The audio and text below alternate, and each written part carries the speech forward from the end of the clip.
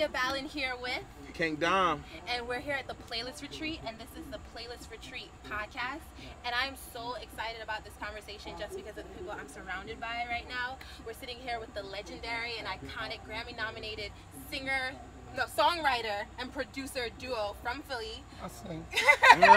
Word. Badly. Just a little bit. Ivan Barias and Carvin Haggins. And we're also here with the incredible Xavier Omar. Just to talk about the state of R&B. All three of you guys have created music that I've cried to, that has been a soundtrack to my love life. So I just want to talk to you guys about, how have you seen R&B change?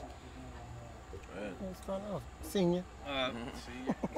Well, it's interesting. Like, I've seen the evolution of R&B, like from when we first came on the scene and what we knew R&B to be, to now when, looking back after participating in a culture and making records, you see now that R&B has evolved into something where people aren't afraid now to really talk about what was taboo in our culture, right?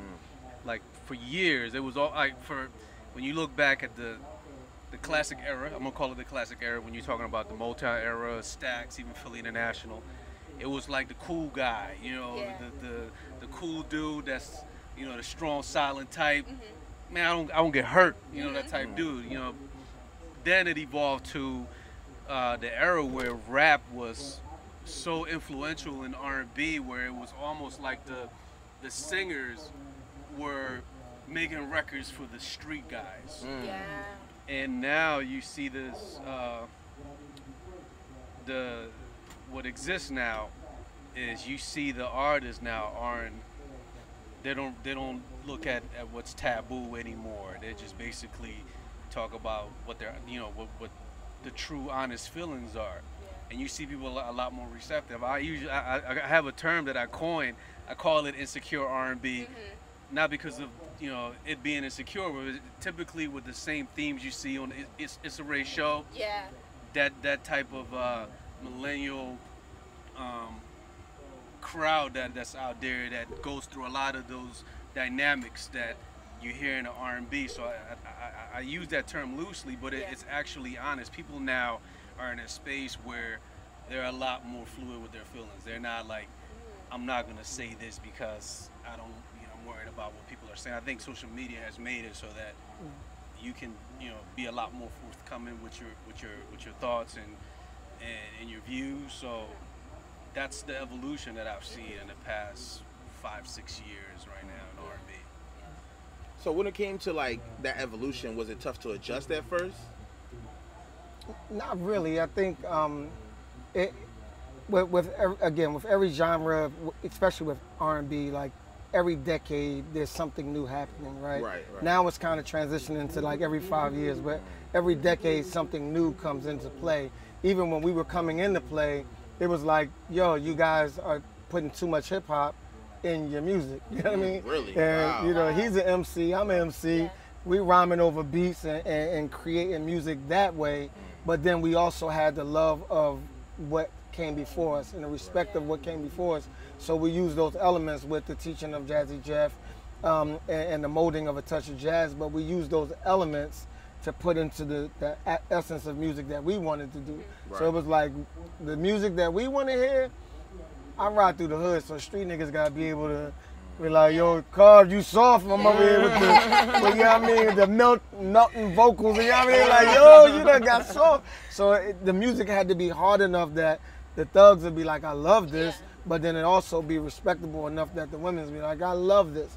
So watching that transition, when we started that, people were like, yo, don't do that, that's crazy. And then it started to evolve into something different. And now, and the conversations we were having too, the same way. We talked about the realest things. We put real emotions in the records. We had those real conversations that people were afraid to have.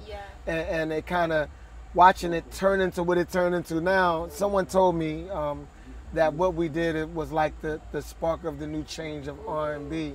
And it was like, wow, I never looked at it from that perspective.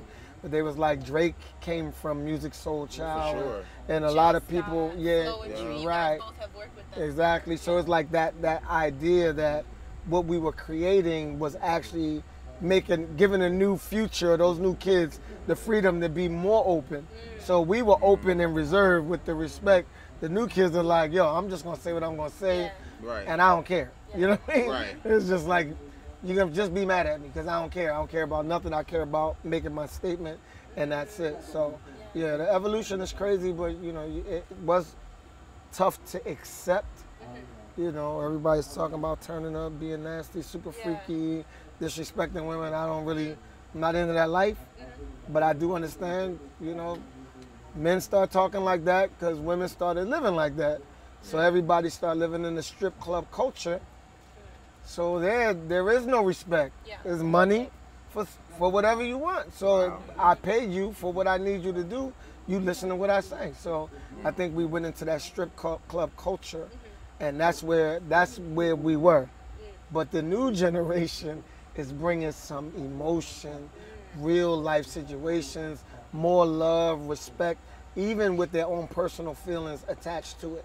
Like, I feel this way, but I still respect you on this level. So it's kind of transitioning like that I don't care to I do care, starting to mesh together and give us good. Just more authenticity. Yeah. I was going to say that I think this is not the first, but I believe I kind of grew up in the first generation that saw both sides exist in R&B. So maybe like, I think my first real realization of the time in music I was in, as far as R&B goes, was like Drew Hill, because Mad Young. So just like Drew Hill, you know, all the R&B like groups and all that, right?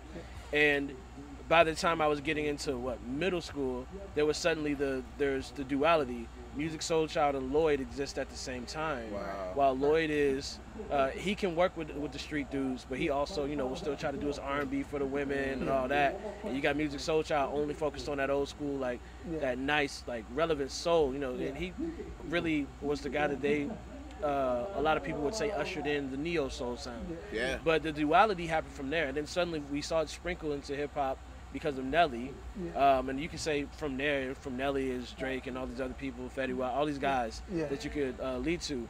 But I think that kind of early 2000s era was the first time you saw both extremes really exist together, and it faded for a while because more of, I would say, the Lloyd type of R&B singer who was winning, and the Music Soul Child type of singers were not. Like, you just didn't see that anymore. And it wasn't until I feel, and I mean, always correct me, but I don't think it was until maybe like Frank Ocean that we started seeing like emotion come back into the R&B, because you had The Weeknd, Party was starting to make his way in, all these guys, Drake, Miguel has always, because he's Cali, he's always kind of been whichever way you want to go, that's where I'm gonna go. I love her. Also, I'm a pimp, right? Miguel was like, he would play both. And Frank was the first guy at that time that we didn't really feel like even tried to approach the harder side. Now he's rapping, and you'll see that. But at the moment, it didn't feel like that. And now you look at today's climate, and I think we accept her and we accept Daniel Caesar because we miss it, because we miss Jill Scott. You know, because we miss, Moses Sumney, because we miss India Ari and a lot of these people who just brought it the way that they felt it in a way that would like fill us. And now these artists have come back, and I mean, obviously now we still have the duality, but it almost feels as if the more soulful, the more truthful R&B artists are the ones that are leading the way now. You know, even though we got faded out before. There's like a resurgence that's happening, and that's so interesting, because I was so prepared to come into this saying, you know, I feel like the artists right now, especially the male R&B artists, aren't as vulnerable as before, right? Like before, someone's falling on their knees like, I'll make love to you, and like I'm like, I don't see that anymore. But you're right, there is this duality of like, you know, I love you and I'm vulnerable, but also there's that bravado and like, you know, F you and all that, because those are real human emotions. So people are being a lot more honest in a sense. And I think also that it's not as theatrical as it used to be. Like Yeah. I always feel like was a when lot. you mentioned those groups, Yeah. it was almost like, and no disrespect to some of those guys, because they shifted the culture, but you got the sense that everything was choreographed. Yeah. Not just the dance moves and what they did, but how to talk, how to behave, how to project the image Right. you're projecting onto the people. It was very calculated. It was almost like an algorithm. Right. Now I think people have broken out of that. There is I think because of the culture that we live in, you get instant feedback. You don't have to wait for people to tell you whether they feel you or not. You'll know it right away. Right. With social media and digital. And I just think that the society that we live in right now is such that it kind of doesn't value that same system of everybody, even though we all tend to follow the same trends, but I think we're now embracing being a lot more of individuals, right? So shout out to Kanye. So you see that a lot more in R&B. You don't have the whole cookie cutter approach where it used to be like, okay, this is your R&B artist. You got to get him a haircut. He's got to look like this. He's got to wear, the style look. Right. Doesn't work anymore. It doesn't really resonate with people. Like you can come at someone with being more genuine and not fitting this music industry mold of what an R&B artist is supposed to look like. Yep. And it's a lot more palatable than it used to be in the past. Like I know how Bilal and Music were. When they came on the scene, it was just like, yeah, but they don't look like Carl Thomas. And they don't look like Usher. So the idea of an R&B artist was the manicured, right, calculated, pretty stylized look that you would get from those artists. So now it's like, we don't need no stylist. Now I feel like now it's a lot like with social media. I feel like social media changes music all the time.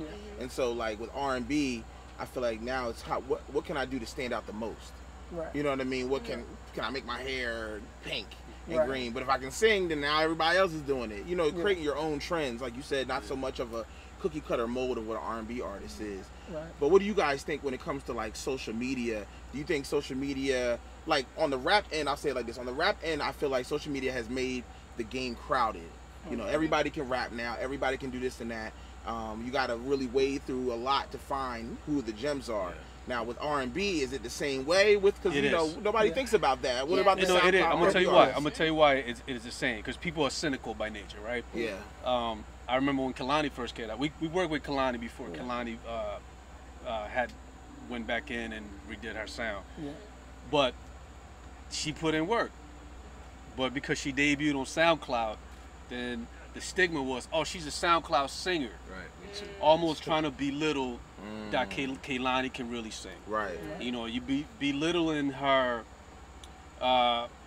any artistic merit that she might have by virtue of going into the studio and working with who she's working in and working hard to perform these records, whatever it is that made Kehlani. Right. Because of social media being what it is right now, and the perception people have of social media artists or social media driven artists, they were like reduced her to she's a SoundCloud R&B singer, like how they say, oh, he's a SoundCloud rapper. Right. So that to me is what kind of hurts the process, because you have to, navigate that sea of cacophony of all this crazy noise that's out there. Right. And it's harder for artists now. Yeah. It's harder for somebody like yourself who's rooted in what you're rooted in, to have to wade through all these different people on my timeline talking about, I sing. Check my homie out, he sings. Right. Yeah. I think the other side of it is definitely a great tool. It's a great tool. Right. And again, I'm a firm believer that your Instagram page is your personal network. That's your personal ABC, NBC, Fox. That's your personal Fox. And whatever you televise on your station will make people tune in to watch you. Right. The silly guys, it's silliness. So you tune in every day to see the new silliness that's up there that'll make you laugh, right? Right. That'll entertain you in some way, some shape or form. So right now, the same thing for every artist and anybody that's working social media has to look at it like, this is my network, and I have to program this every day, all day long, to make it entertaining, to make people tune in, to come back, or at least have a set time. Right. That they know 6:30 a.m. he's gonna be here. Right. I'll tune in, or I'll catch it a little later in the day.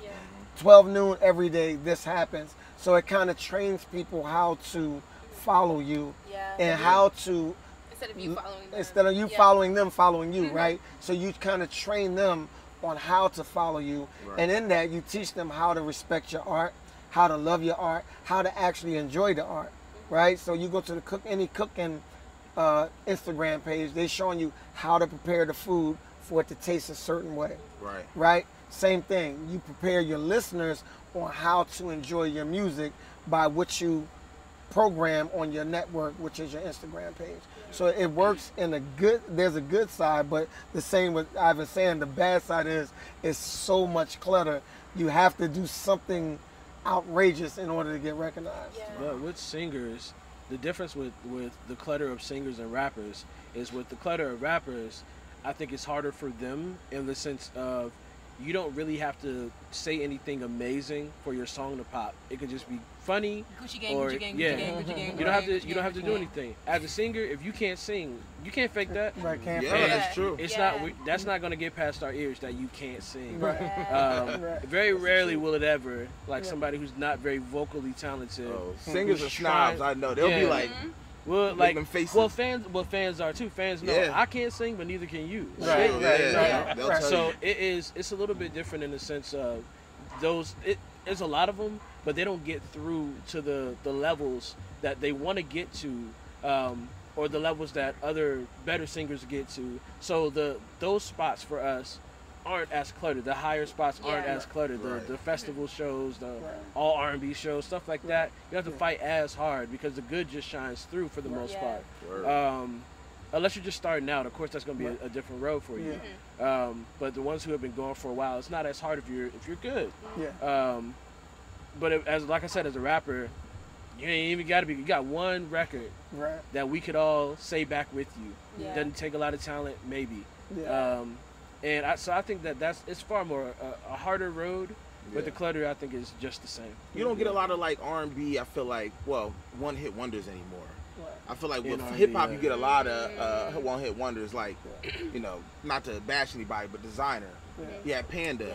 But after Panda, some people know the song, they don't even know who sings it. You know, but with R&B, I don't feel like you get that as much. You don't get, because like you say, you're singing. If you sing, you sing. If you can't, you can't. These days, at least. Right. Yeah, you don't see it as often. Right. People invest though. People are invested in people's crafts too. Yeah. I think right now, like, I think the consumer is a lot more learned. Right. Now, like, you don't have, like, you can't rely on a label to tell you, yo, these are the hot new artists, and you got the shiny packaging, and you got prime positioning on the aisle at the store, and you be like, let me try this CD. Oh, such and such produced this, or this is this. Like, you don't have that anymore. Right. Unless you really go digging, you're not gonna find it. But you know, based on the algorithms now on streaming services, you take more chances. And the fact that you're streaming and you're not coming out of pocket, you tend to do a lot more homework, and you dig and you discover, and you lead someone to, or Daniel Caesar lead to you, and you lead to Caliucci's, and Caliucci's lead to someone else, and it's like, it's kind of like a cycle that keeps going. And I think that's the difference now too. I think people they have that benefit of being able to discover music a lot more organically than they did before. It's the investment is not as high as it used to be. Xavier, I have a question for you, and I'm so glad that Ivan brought it up, but what are you rooted in? And how do you kind of navigate this oversaturation, in a sense, in R&B today? Like, what's your approach? Everything's always based off just my real life and my belief of Jesus. And so my approach for records will always come from that perspective, in the sense of either I'm being truthful about something that maybe is a little bit taboo, Yeah. but I'm being honest about it and letting you know that that's something I also faced and dealt with, Mm-hmm. or I'm trying to help somebody bring up their perspective of their own self, Yeah. or what they should accept Yeah. when it comes to a relationship, or Mm-hmm. what they should accept out of someone else, Yeah. what they should accept from their own selves. Mm-hmm. So really, it's really based in and rooted in value and worth for yourself, because from there, if we can start there, we don't have to worry about you really going and destroying other people's hearts or hurting other people because you're hurting. Yeah.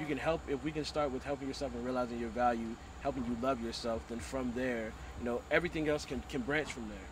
Mm-hmm. So I keep it rooted there because there's just so much to deal with that for the most part on a major level hasn't been dealt with in music. Yeah. We tend to just hear, you're always going to hear a feel-good love song, and that's going to be true for people's lives all the time, all year. It never goes out of season. Somebody's in love, somebody's happy. But also, somebody's dealing with something they're not talking about. Yeah. And if you don't want to talk about or deal with that taboo subject because you also want to hold back as an artist, you may not be able to help somebody get into that next level for their life or be free from that. So I try to be as honest as possible about self-worth and the value, just so that there can be freedom when people listen to my music, freedom in their minds. Yeah. Freedom and authenticity. Yeah. Yeah. I like that you brought up God, because we talked about that song, Why Do You Love Me? And I feel like so many people listened to that song and thought it was about a relationship with another person. But then after you listen to it, you're like, wait, he's talking about God. Yeah, why do you love me? And a lot of people can't master that. Yeah. Creating a song about God that doesn't necessarily sound like a gospel song. So a lot of people may not be into that. Yeah. So it's the thing. Whatever you're talking about, just because I'm talking about God doesn't mean it now has to sound like all music that or music that mainly focuses itself in God, like Christian contemporary or gospel. I don't have to use those avenues to get that through, and I think that that's a broken mindset to think that that's how it has to be done. Because if it's a part of my everyday life, and in my everyday life I like trap music, why can't I do it there? Or if I like slow down R&B, why can't I do it there? It's my life, and to rightly apply anything that's supposed to be spiritual, it should be rightly applied in every area of your life. So yeah, I'm not going to be and I encourage no one to be held back by the genre or the typical sound of whatever it is that they may be approaching. Because if there's no one sound for love, if love can be country and it can be R&B and it can be hip-hop and it can be whatever else, then I don't feel like God has to be only gospel, it has to be only CCM. Or whatever it is that you're trying to express doesn't have to be only that thing. So yeah, that's something else I want to tackle and continue to. That same thing's happening in hip hop. Me myself, I grew up in the church, so my first thing with hip hop was being in a Christian rap group. But now, think people like Lecrae have changed things to where you're breaking out the mold of, this needs to sound like this. No, you just need to talk about your life. For sure. You know what I mean? That's talking cool. about politics, Black Lives Matter, Right. Lecrae, so. He's grown up a lot. He's definitely he's definitely an adult, but he's grown up in the sense of a lot of us, because I started in Christian hip hop as well as a singer, and a lot of us were catering the music to make our parents happy. Well, not so the youth groups. Yeah. So the kids' parents happy. It's true. So that they can bring us in because there's no other way to make money. Your music might sell, it might not, but we all know as an artist, one of the more consistent ways to get money is your shows. So if I can rack up on those, I'm not really worried that much or that deeply about selling so much, unless I'm just worried about my deal or whatever it may be. But you're just really worried about, just bringing money in at all. And so we focused in on that so much that it would cloud stuff. And then you start realizing when the black issues came up, oh wait, they don't get it and they're not on our side. And so you saw those things change, and you saw the blackness become blackety black. And all in the music, whether it was R&B, whether it was rappers who were in Christian hip hop or still are, whatever it is, all that shifted and changed because of the climate. And I think we see that happen a lot in music, that whatever the climate is, there's always got to be someone that's going to step up and speak out regardless of what was working before. That doesn't work today. Now we have to adjust and speak on things that will affect our lives if we don't. You know? Yeah, I interviewed Lecrae. He said something really dope. He talked to, speaking specifically towards the Christian community. He was like, you know, if you're going to be pro-life, you have to be about that inside the womb and outside the womb. Yeah. For Black lives, for all lives, right? That's what he said. So, yeah. I got a quick question for you guys, just on the music industry tip. What is artist development like now? Because with social media, I feel like I've talked to a few, and they said that artist development isn't like you find a talent in a club somewhere and say, oh my God, they're amazing, let me develop this. It's more of like social media. You gotta almost have a following first. You gotta have done the legwork yourself. Some have said there is no artist development anymore. The artists develop themselves. What do you guys feel about that? It's both sides, right? So major labels go on the internet or actually have an assistant troll the internet and find artists that have made some type of success, and then they bring them in and kind of use that platform of that artist to move along their agenda, right? Right. The artist already has movement, has traction, and probably making enough money to be okay. They'll come in and do what they have to do to monopolize that situation, and sometimes even shut the artist down because the artist may be in the way, right? But then you have the other producers that'll find artists and bring them in, clean them up, get a true understanding of who they are, and develop them. These are the things we're going to talk about. This is who you want to talk to. Who you want your conversation to be with? Right. Who are you talking to when you create your record? Who do you want to impact? Right? Let's know your impact. What is your movement behind this? Who are you trying to motivate? And we like to find what's your battle cry? Right. What social justice you want to stand up for? And once we know that, then we can, okay, this is how we do it. We have to make sure your career goes this way, so when you're talking this, it all falls in line, so that way you won't confuse your followers. Because the moment they're confused, they're going to go away. So that still happens. We still do it, and a lot of other producers still do it as well. So you guys are still developing artists? Of course, most definitely. But for the most part, like when you look at the business model right now, it's not, from a financial standpoint, is not fiscally the prudent thing to do at a label. Right. You know, they want to find a car that's already doing 45 miles an hour. Right. Yeah. We know if we inject this fuel in this car gonna go it's gonna do 95 or 120. The era of ground zero to build it up to 100 stories, it doesn't exist. Time is money. You know, and it's kind of, it leaves a lot of artists to self A&R. Yeah. Me and my homies, me and my homie made this album. Right. You know, so it's like, you got someone who knows just as much as you telling you what it is you should do. Right. So, but the one benefit from that is that because you're getting it into the hands of the consumers directly without any of the filters that you would typically have in the era we came up in. There was no way to get to your fans or potential fans if you didn't go through the process of putting a record out professionally. Like right now with the components that we have out there, you can fine tune your craft as you go along. Right. Until you get to 40 mile an hour. Right. And then they can find you. You can get that feedback from your fans immediately. Yeah. So a lot of artists are self A&R, and there are some flaws with that, but there's also some things. The good ones who eventually become the luminaries and the future icons, they understand that, okay, you know what, this is a constantly work in progress type of craft, and they dedicate themselves, and they see what they're doing wrong, and then they correct that, and they add to that, and they add more layers, and they add more layers. So that's what we have now. You know, you have, and a lot of the artists that we're discovering, a lot of times we're hearing them at the same time that the label people are hearing them. They're like, who is this guy? Yeah, just at the same time as y'all say, yo, who's this artist? Right. So that's the duality of the lack of true A&R from a label and people doing it themselves.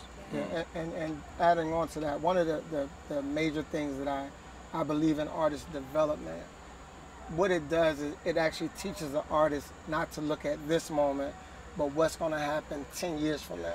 So artist development gets you prepared for the future of who you're going to be versus who you think you are right now.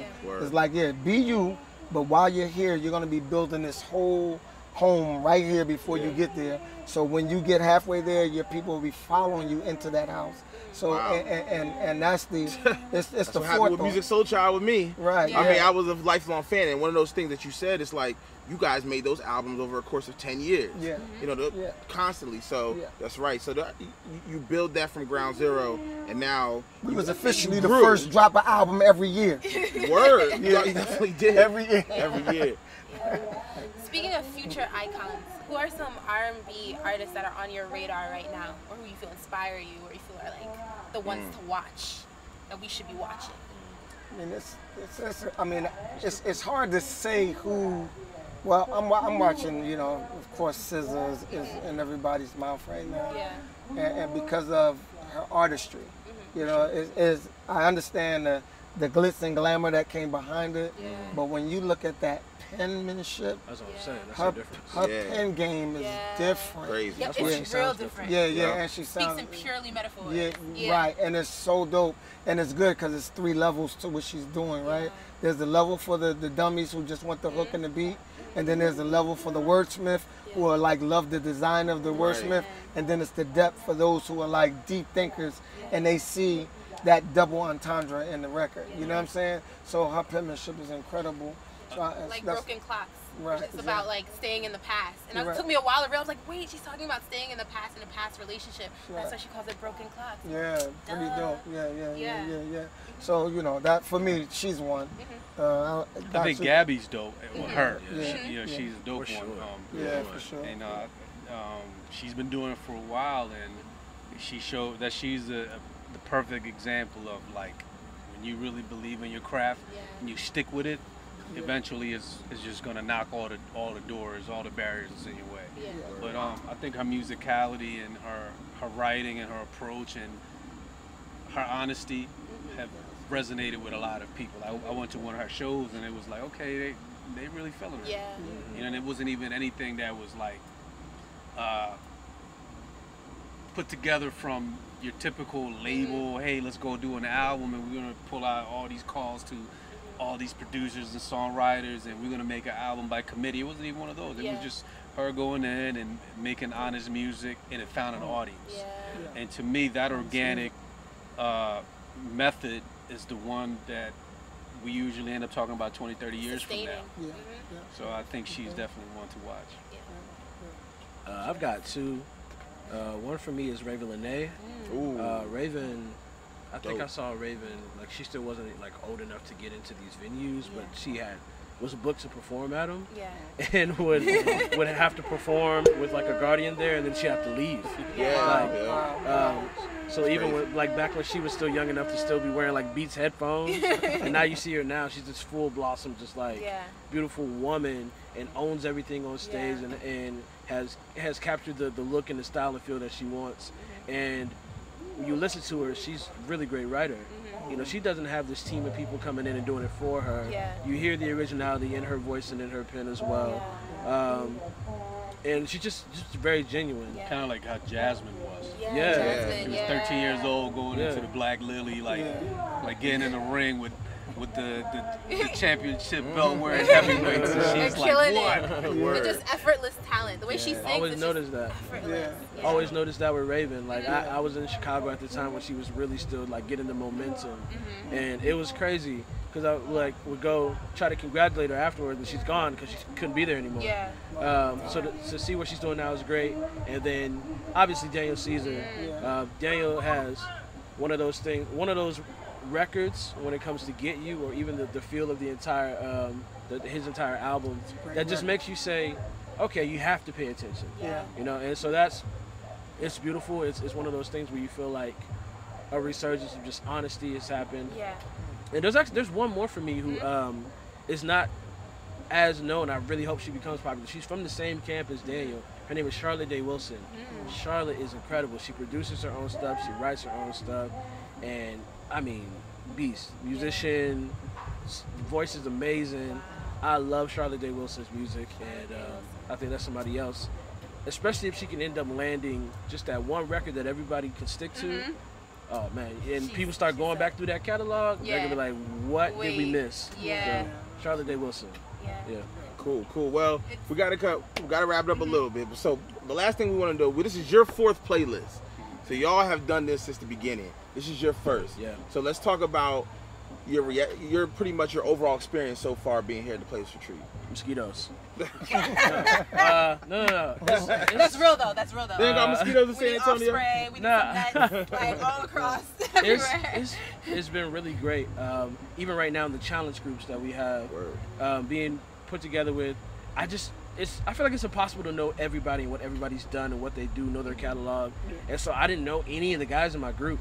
And it's just like, all right, cool. For the first time in my life, I'm being made to make records with people I don't even know in any way. But in that, you get to know them, you know? And as we start working on these records more and more, and everybody's doing their part and what they're like expert at, what they're mastering, you start to, the mutual respect that wasn't able to be there because you didn't know them, now it's there. And now, it's what it does is now it grows this network of people to be able to say like, yo, look out for this person.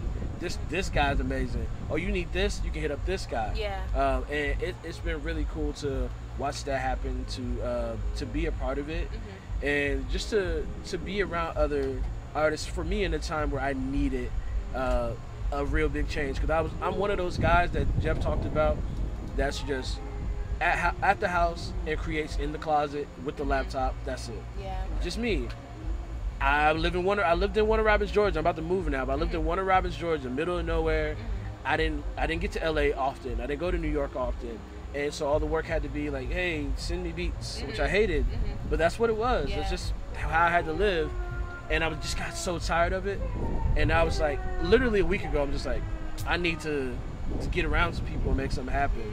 And I didn't really know what this would be. So this is so perfect for what I needed. And I love it. I enjoy it. And you got people that keep coming back, obviously. It's amazing. Word. How about you, for guys?